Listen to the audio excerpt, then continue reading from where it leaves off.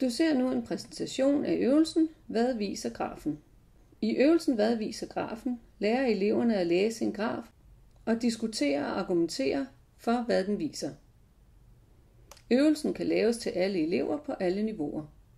Der skal være plads til at høre alle, så en almindelig klassestørrelse passer fint. Øvelsen tager mellem 10 og 15 minutter.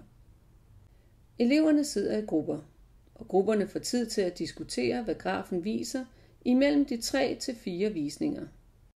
På tavlen vises grafen i 4 versioner, hvor den bliver mere og mere detaljeret. Efterhånden som eleverne får flere og flere oplysninger, bliver de mere og mere sikre på, hvad den forestiller. Til sidst afsluttes med en diskussion i klassen om, hvad grafen viser. Jeg viser her et par eksempler.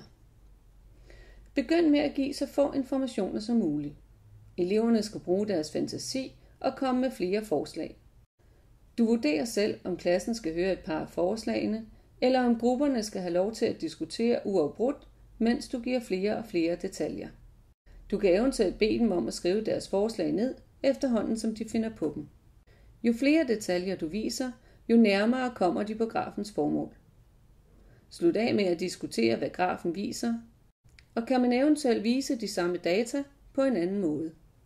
I eksempel 2 får eleverne allerede nogle tal fra starten. De kvikke elever har talt, at der er 12 søjler, hvilket bliver bekræftet på næste billede. Det er let at beskære billederne, så du viser lidt information ad gangen.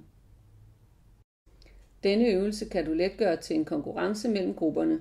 For eksempel kan grupperne rejse sig op, når de er sikre på og enige om, hvad grafen viser. God fornøjelse.